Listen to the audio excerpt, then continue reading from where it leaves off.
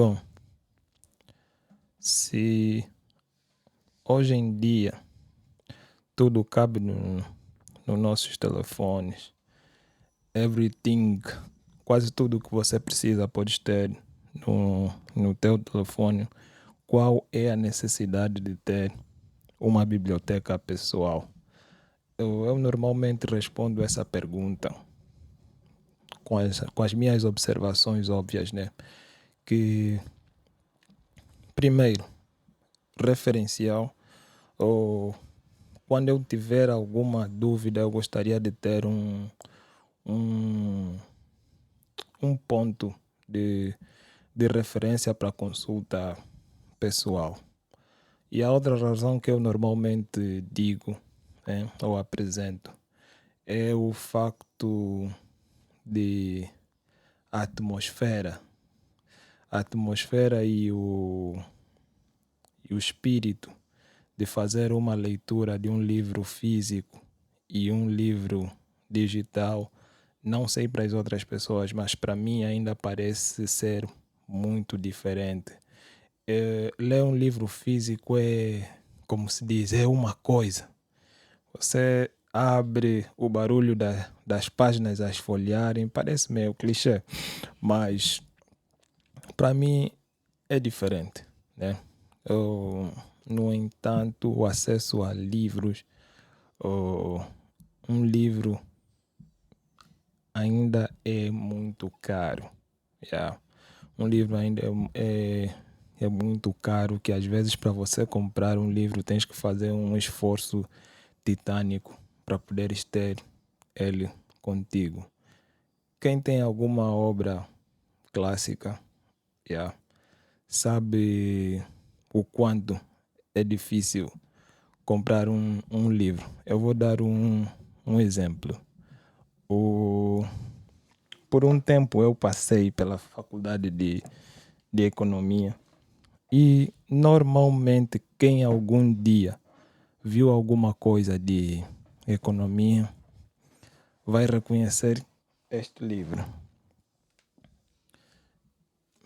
Este livro é o livro do Samuelson. Para quem estuda economia sabe o valor desse livro. Agora eu iria perguntar para ti, quanto custa um livro desse, né?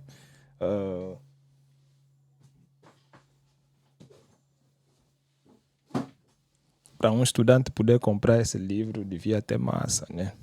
Ou então, reconhecendo o valor do livro, ia levar uma eternidade, exagerando, ou então muito tempo para comprar este livro. Mas é bom para poder ter um referencial, em vez de estar a depender apenas dos cadernos e das anotações, você tem um texto clássico de referência. Assim, quando tens alguma dúvida ou ouves gurus a falarem de um determinado assunto, você tens um ponto de referência meio que credenciado, uma voz autorizada ou um texto autorizado para te servir de guia. Um outro livro que também me foi muito caro por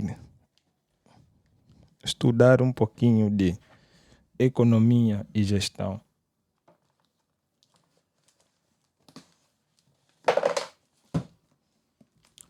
foi esse. The Wealth of Nations, A Riqueza das Nações, de Adam Smith. E eu voltaria a perguntar, quanto achas que custaria este livro no nosso mercado? Yeah. Realmente o mercado de livros para nós ainda não é muito favorável. Que torna muito mais fácil, mas infelizmente não temos esta cultura, e visitar as bibliotecas para podermos ter acesso a esses livros clássico. Mas se puderes, ao longo de muito tempo, com um pouquinho de esforço e interesse, também podes fazer a tua biblioteca pessoal. When did I start? Ou quando é que eu comecei a fazer a minha biblioteca pessoal e por que eu fiz? Bom, as razões já falei inicialmente.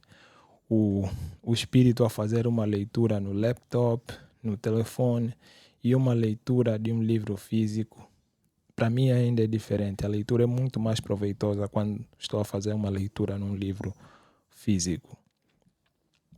Eu comecei a fazer a minha biblioteca pessoal por volta de 2009 e, acredito, a menos que você tenha muito dinheiro para começares a fazer uma biblioteca já um bom budget, ou vais gastar dinheiro, muito dinheiro para comprar livros, ou então vais precisar de muito tempo, tal como eu precisei, porque quem não tem muito dinheiro leva muito mais tempo para conseguir as coisas, e que me dá muita alegria, né? Olhar para a minha biblioteca, ter uma dúvida e poder consultar ela próxima de mim é até um luxo, né? É um luxo, é um grande privilégio, né? Mas já não vou ficar aqui a encher os ombros, mas contar a jornada, que parece muito mais interessante. Eu comecei por volta de 2009 e quando eu comecei, o único livro que eu podia dizer meu que eu tinha era apenas um livro como este, que nem é um livro, na verdade, é uma biblioteca. Não era necessariamente este, mas esta é a versão que ficou mais tempo comigo, e quando eu tenho necessidade de consulta é a ela que eu consulto.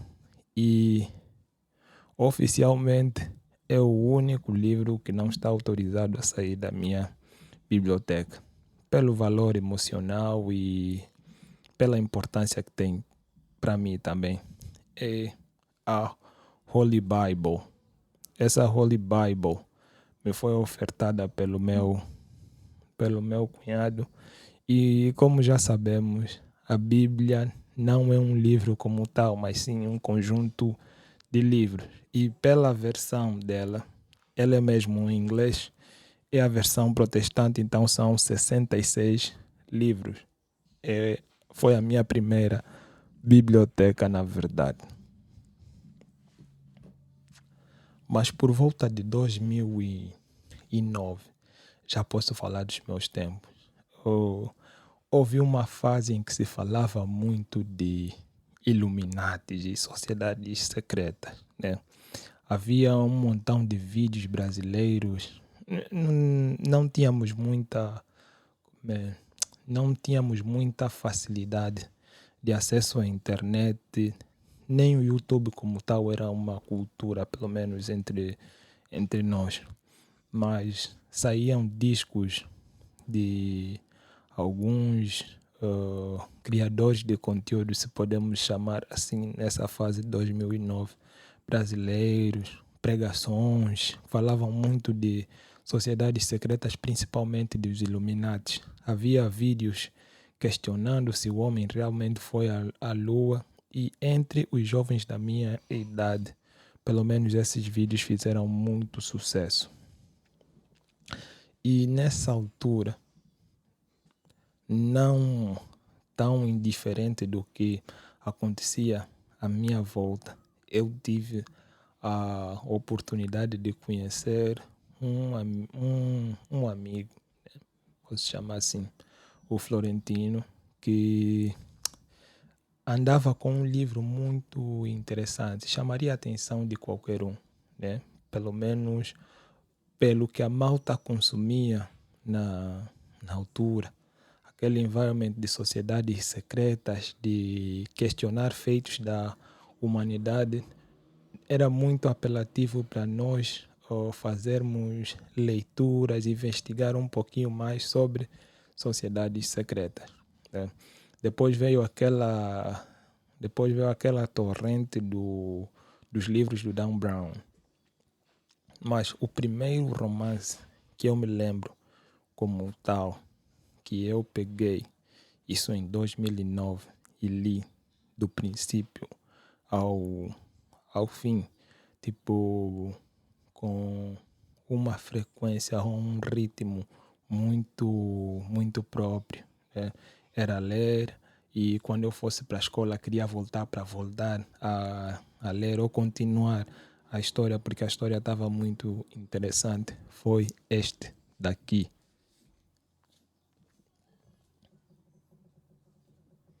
A Fórmula de Deus. Esse livro, A Fórmula de Deus,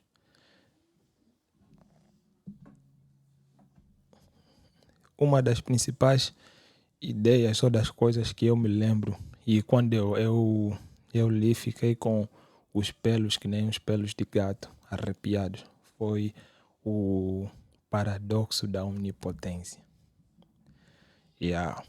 Imagina você a tentar formar as bases das tuas crenças, das cenas que você defende, e tens contato com um paradoxo como o paradoxo da omnipotência. Meu primeiro livro foi a primeira biblioteca que eu tive foi a Bíblia, que até agora faz parte dos livros que eu considero indispensáveis. A Bíblia é completamente indispensável para a formação do homem. Quando falo do homem, na verdade estou a referir a mim. Na fórmula de Deus tem o paradoxo da omnipotência. E o paradoxo da omnipotência diz o seguinte: imagine um ser omnipotente. Quando nós pensamos num ser omnipotente, estamos a pensar num ser que pode fazer tudo.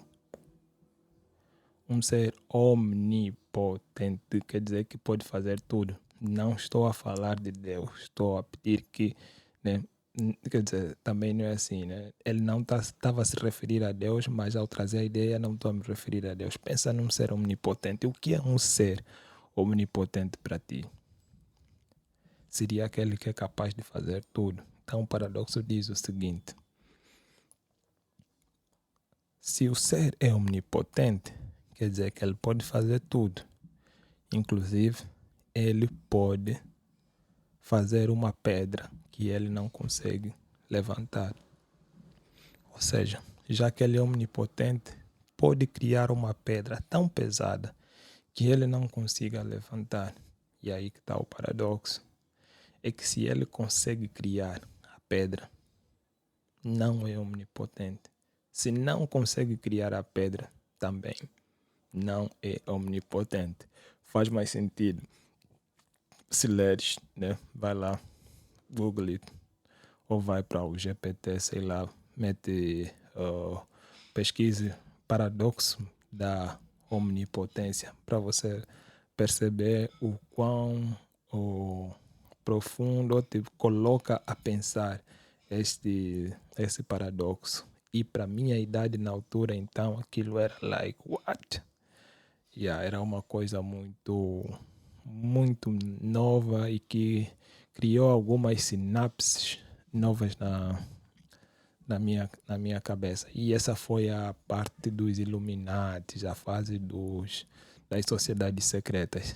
2009, estavas no ensino médio, com certeza consegues te lembrar dessa época. E depois então eu fiz referência à torrente de livros de Dan Brown, né? É aquela. Algumas pessoas perguntam-me como é que você consegue manter a tua biblioteca intacta. Uma das coisas é aquele princípio, né?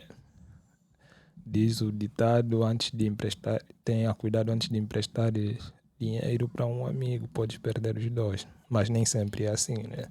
Mas com os livros acontece muito. Já perdi muitos livros porque emprestei. Uns amarram um cabinho para você esquecer que lhe emprestaste o livro porque querem ficar com o livro. Os outros te entregam um livro completamente escangalhado já. Mas pronto, esse é o de, de Dan Brown. Vendeu muito mais também. O livro que lançou ele foi o Código da Vinci, né? Acho que foi o segundo ou o terceiro livro que, que eu comprei, terceiro no caso, porque a linha estava muito mais para aí, sociedades secretas, coisas que questionam, ou novas sinapses. Mas depois, né? Tudo tem muito a ver com o ambiente em que te encontras, né? Se eu me inclinei muito por esse lado, já dá para perceber porque era a tendência da época. A propósito, qual é a tendência dessa época, né? Até o 2009, você é jovem, jovem que faz décima primeira, o que é que estão a consumir nesse momento? I don't know. Ok. Depois disso, eu saí das ciências exatas para ir para ciências sociais. Ciências sociais, economia, o estudo de gestão de empresas. Daí o Samuelson e o Adam Smith no princípio do vídeo. As ciências sociais fizeram-me despertar um amor pela filosofia. Porque já desde sétima, não, oitava, nona classe, quando se falava de renascimento e reforma protestante, isso tudo também cria um ambiente, né, que você se torna, se consegues compreender o movimento que aconteceu no renascimento, te cria uma paixão por obras clássicas, pinturas, escultura e livros. Yeah. Então, inclinado para as ciências sociais, um dos primeiros livros que frequentemente era citado está aqui.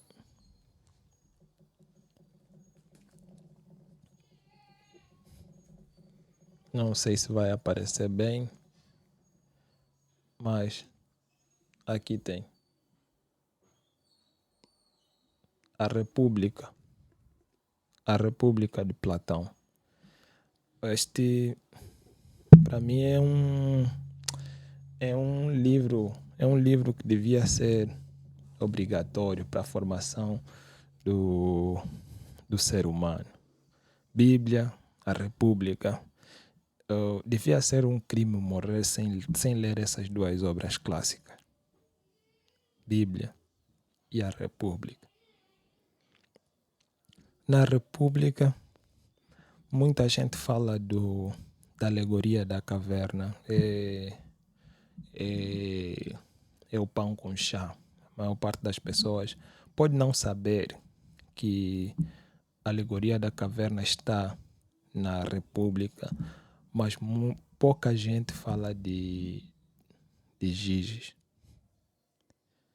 E Giges abriu para mim um caminho para compreender a natureza do poder. E naturalmente, compreender a natureza do poder vai te levar a Sun Tzu não, vai te levar a Maquiavel. Vai te levar a Maquiavel para você perceber o príncipe. Giges. Qual é a de Giges? Deixa eu ver se eu tenho aqui o príncipe comigo.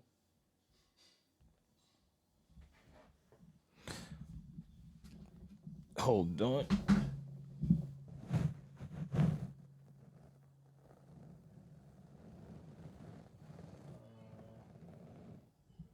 Onde é que está o meu príncipe?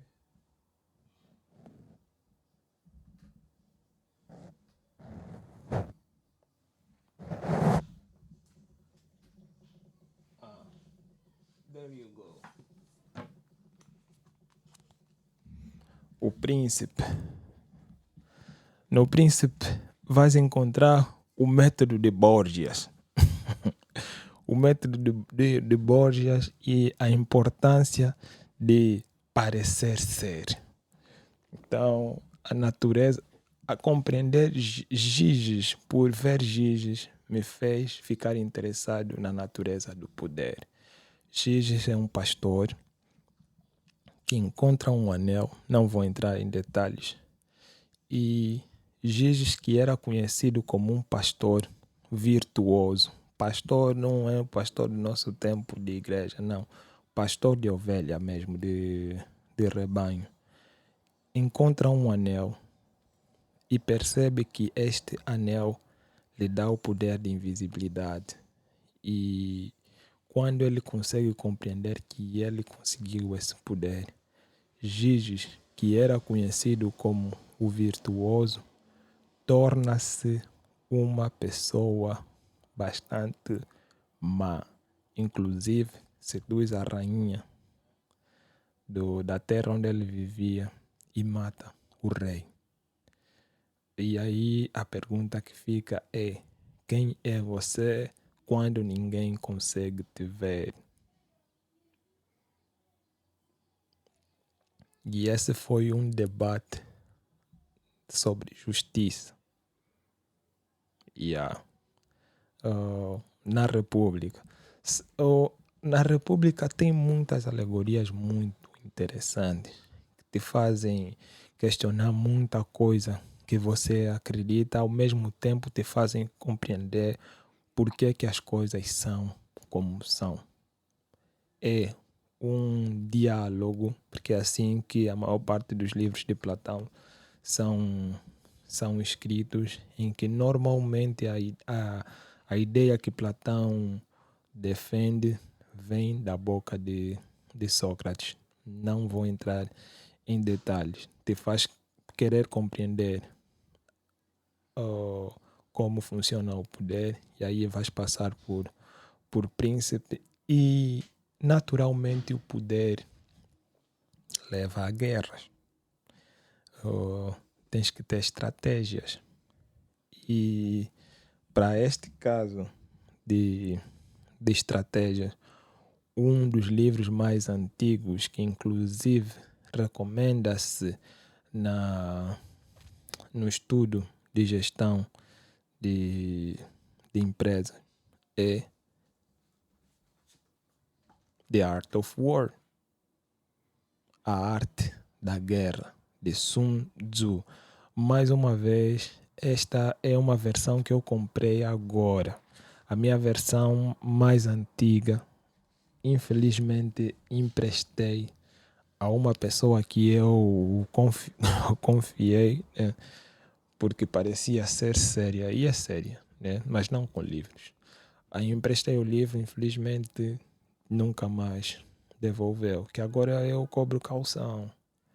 Quando tenho que emprestar um livro para alguém, já tenho que deixar um valor que vai cobrir caso perca o livro.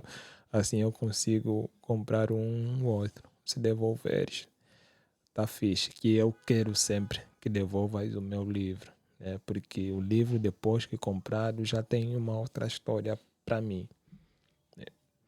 Empresto, procure sempre devolver, mas raramente empresto livros.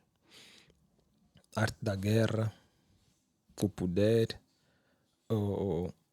a fase das sociedades secretas, que também já me fizeram perder alguns livros, e o curso de gestão de empresas ou plano curricular do curso de gestão de empresas tem introdução ao direito. E no curso de introdução ao direito foi a minha primeira vez a ouvir essa frase. Olha, já consumi muitas frases, né? Tenho até coletâneas de frases de Mandela, frases de líderes, de filósofos, mas algumas frases enquadradas numa cadeira fazem toda a diferença. E ainda para entender a natureza do poder, eu ouvi uma vez o meu docente de direito a dizer, não sei se vou conseguir citar bem, Homo omnis lupus. O homem é o lobo do próprio homem. Citando Thomas Hobbes, Leviatã.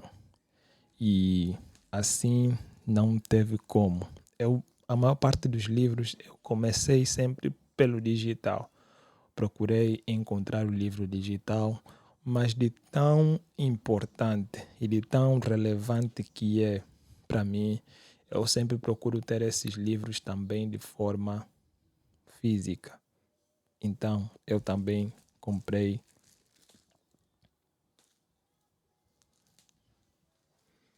Parece bem?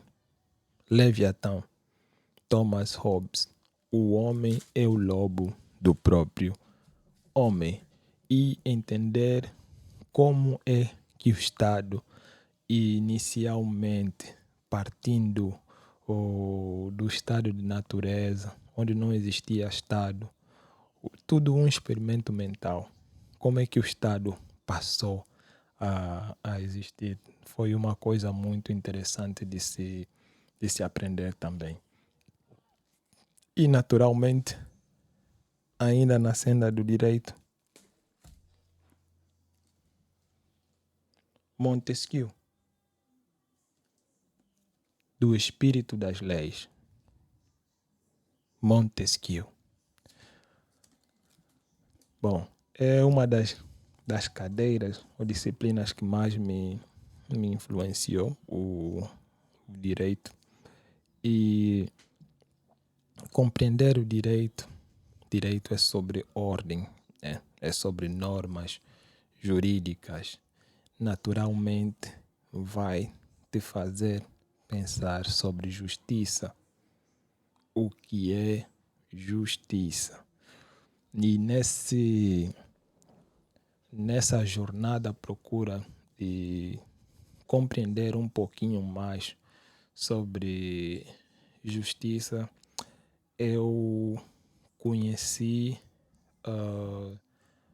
John Rawls, mas antes de conhecer John Rawls, eu conheci John Rawls a partir de um outro professor de Harvard, que é o Michael Sandel. Michael Sandel tem um curso que inclusive está disponível no YouTube, que é um curso da Universidade de Harvard, é sobre ética, justiça. Compreender o que é justiça, ele torna muito fácil porque ele passa por diferentes teorias, desde princípios utilitaristas até princípios categóricos. Por que é que você faz o que você faz? E ele traz dilemas bastante interessantes.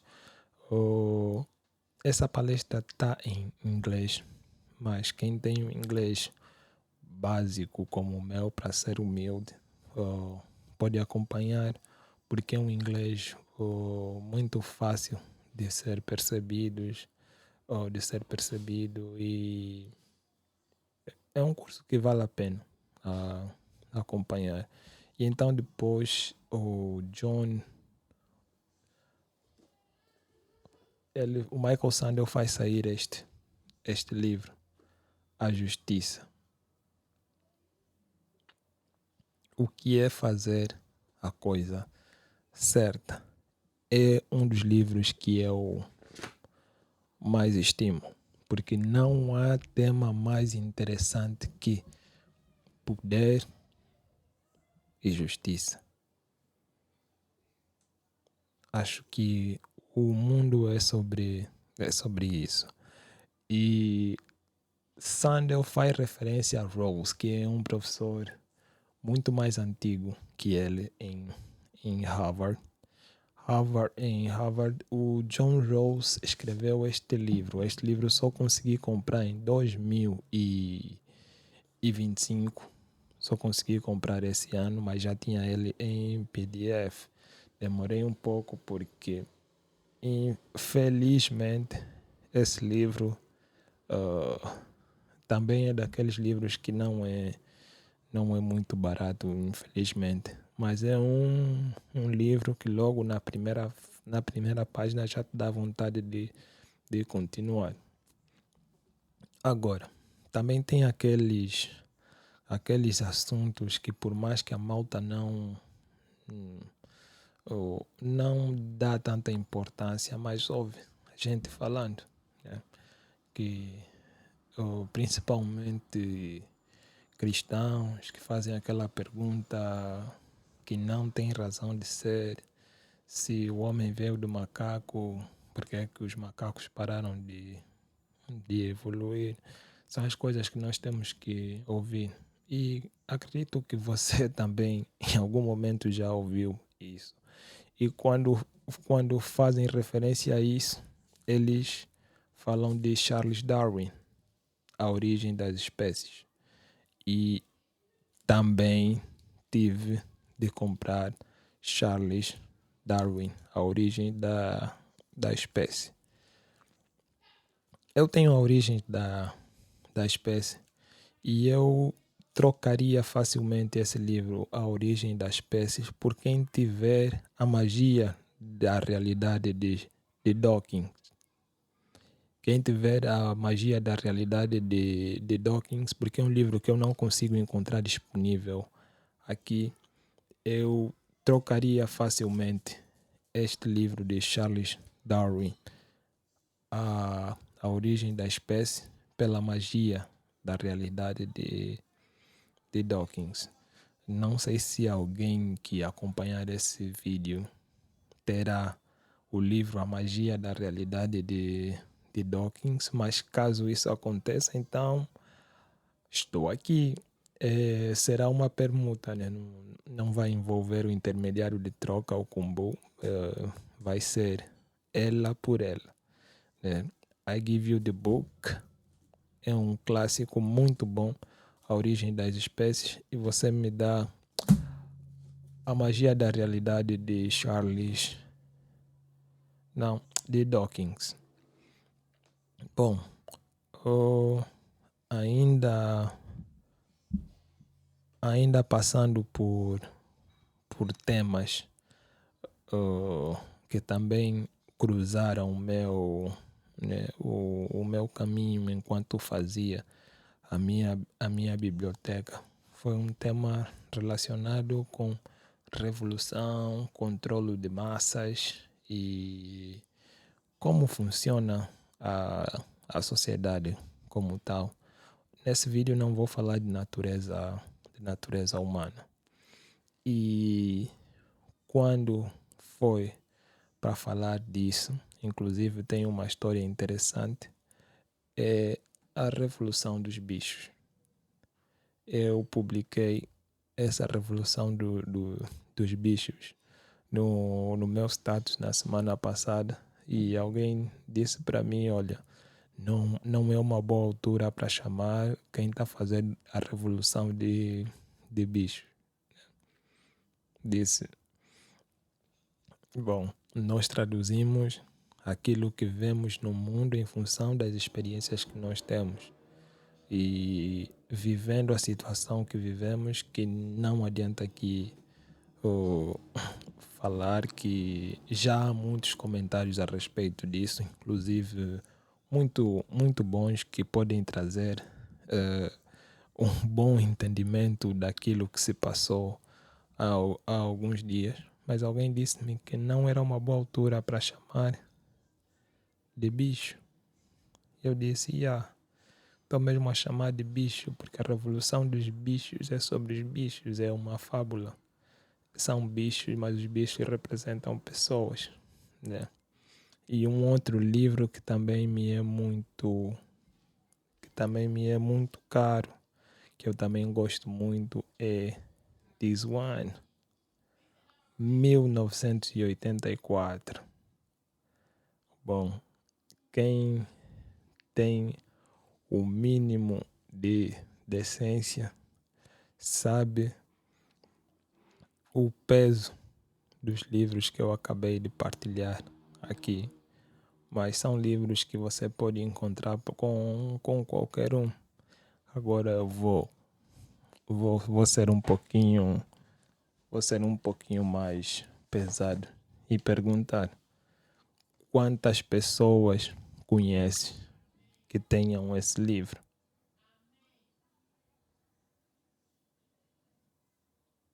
O Caibalho. Obrigado por quem me acompanhou. O Caibalho.